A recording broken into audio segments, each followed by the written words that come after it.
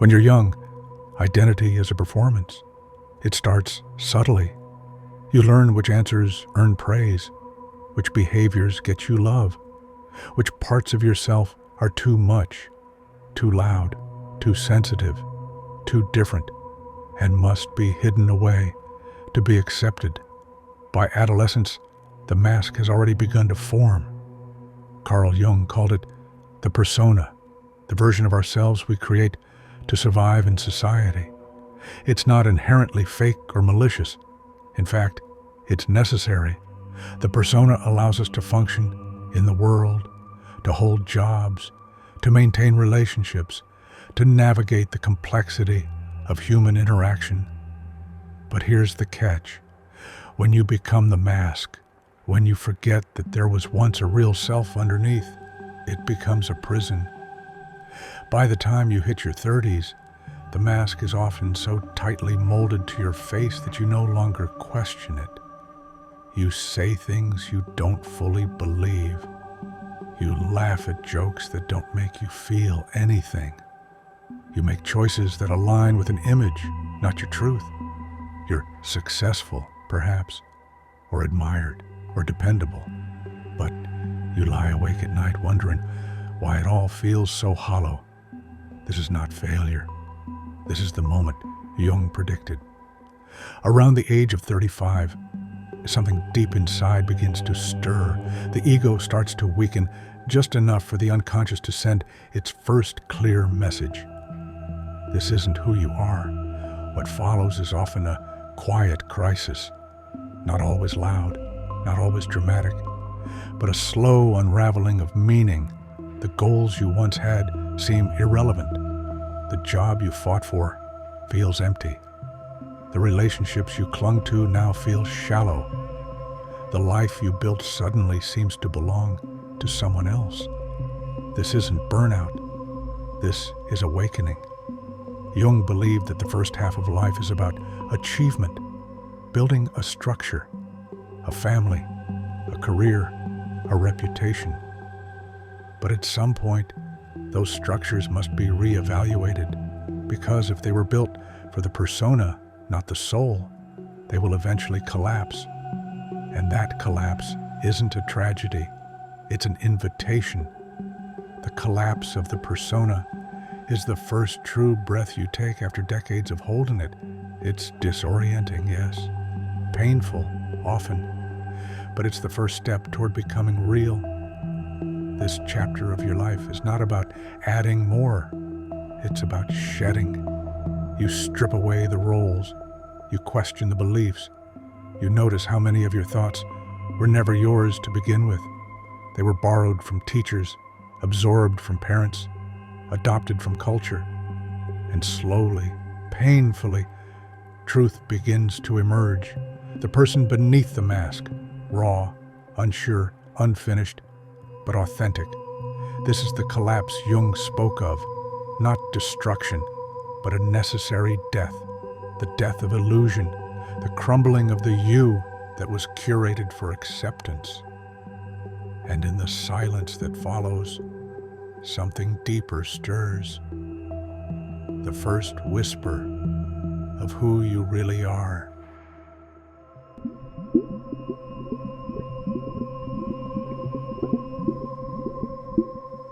By the time you reach your late 30s or early 40s, life begins to speak in a different language, not the loud language of ambition, applause, or approval, but a quiet, piercing one.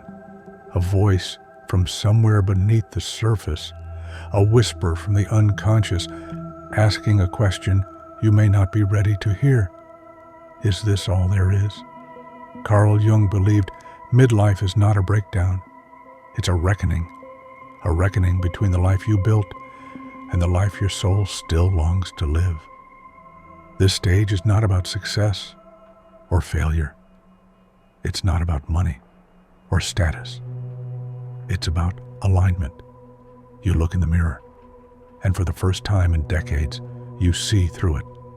You no longer see the confident professional, the patient parent, the social charmer. You see the cracks. You feel a weight of all the roles you've played, and suddenly you begin to sense just how far you've drifted from who you really are. This is the mirror Jung spoke of. It doesn't show your face, it reflects your truth. You start to feel haunted, not by ghosts, but by the versions of yourself you never got to be. The artist, the traveler, the quiet soul, the person who once dreamed without fear of judgment. You remember the things you said you'd do one day, and that day never came. You realize how many of your choices were made out of fear, not desire, out of duty, not love. And perhaps the most painful part, how often you betrayed yourself just to be accepted. This mirror doesn't flatter, but it does offer a choice.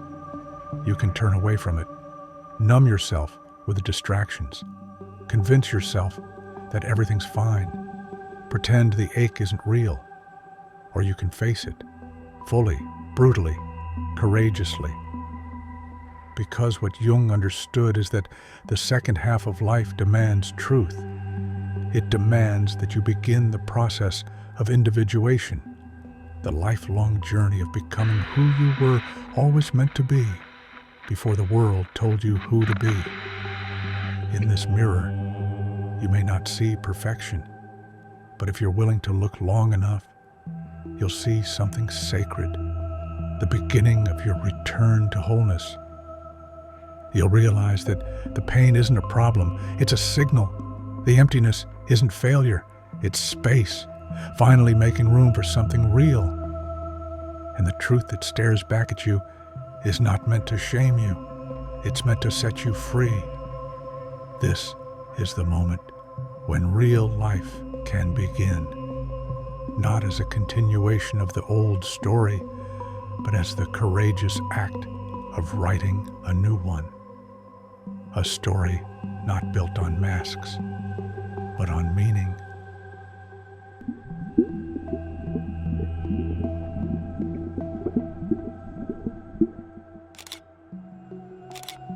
Carl Jung once said, "Until you make the unconscious conscious, it will direct your life and you will call it fate." This is where the second half of life truly begins, not in career milestones or family achievements, but in an invisible shift when the shadow knocks. The shadow is not evil. It's not your enemy. It is you, the parts of you you've rejected, ignored, suppressed, the instincts, desires, memories, and emotions that didn't fit into the polished identity you spent decades building. The shadow is everything you buried in order to be accepted. At 20, you could ignore it. You were too busy climbing, impressing, surviving. But in your late 30s and 40s, the shadow stops waiting politely. It starts to show itself through sudden anger, depression, longing, or quiet dissatisfaction that never seems to go away. You find yourself reacting more strongly to things. You lose patience with small talk. You question relationships you've outgrown. You feel like you're wearing a mask you no longer want to carry. This is not weakness. This is the unconscious surfacing. And it has a message. You cannot live the second half of your life using the map from the first. Jung called the shadow the seed of creativity, renewal, and authenticity. But only if you're brave enough to face it. This is not a one-time event. It's a gradual unmasking, a willingness to sit with discomfort, to ask questions no one else is asking. Why am I really angry? What am I pretending not to want? Who am I trying to impress? Whose dream am I living? You begin to see the ways you've compromised, how you laughed when you wanted to cry, agreed when you wanted to scream, stayed when every part of you wanted to leave. And slowly, the shadow starts to teach you. It teaches you to reclaim the parts of yourself you were told were too much or not enough. It teaches you to forgive the younger you who didn't know better, and to grieve the time lost pretending to be someone else. But most importantly, it teaches you that freedom doesn't come from adding more to your life. It comes from reclaiming what was lost within you. In Jungian psychology, this process is not self-destruction, it's self-retrieval. You don't become someone new. You remember who you were before the world made you forget. And while the shadow's call is uncomfortable, sometimes terrifying, it is always an invitation to wholeness, because only by facing what you fear within can you become someone the world cannot manipulate, shame, or control. This is how the second life begins, not with a bang, but with a whisper from the dark.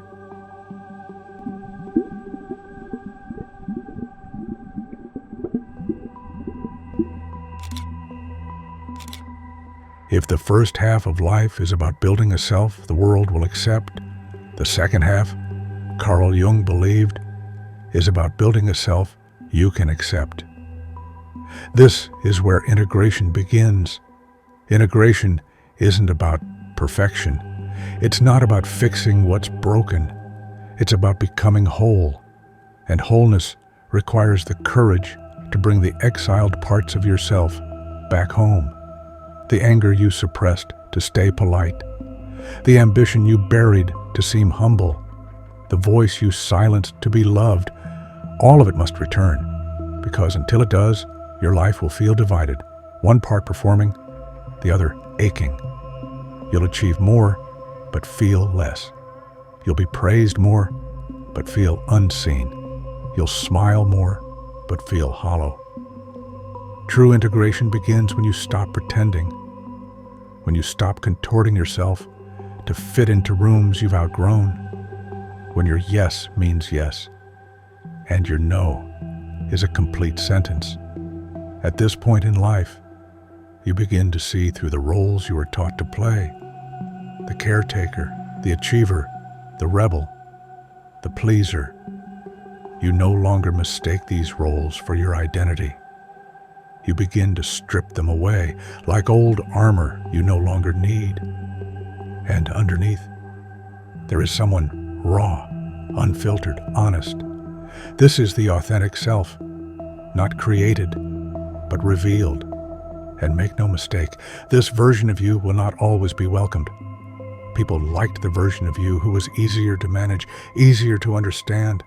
The authentic you might be inconvenient, less agreeable, less predictable, but it will also be magnetic, grounded, free, because authenticity is not a performance, it's a declaration.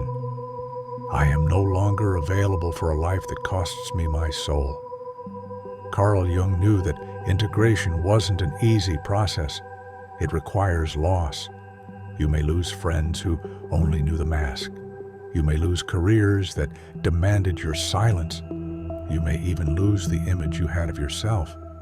But what you gain is far greater. Inner peace, a sense of meaning, and the unshakable knowing that you no longer live in fragments. And the greatest irony, when you finally stop trying to be what others want, the right people start finding you.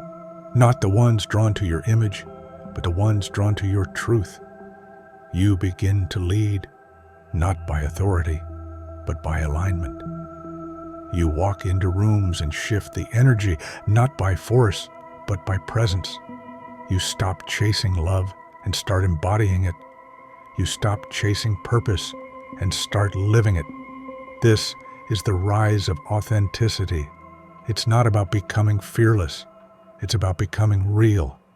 And when you become real, you become powerful, not over others, but over yourself. This is what Jung meant when he said, "The privilege of a lifetime is to become who you truly are."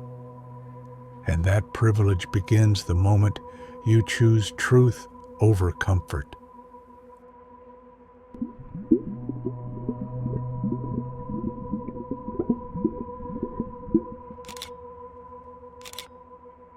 35 or 40, Carl Jung believed, you are no longer climbing someone else's mountain. You are standing at the midpoint, staring at the peak ahead, and for the first time, you're asking yourself, whose mountain am I even on? This is the moment where the second life begins. Not a new job, not a new car, not a new partner, but a new definition of success.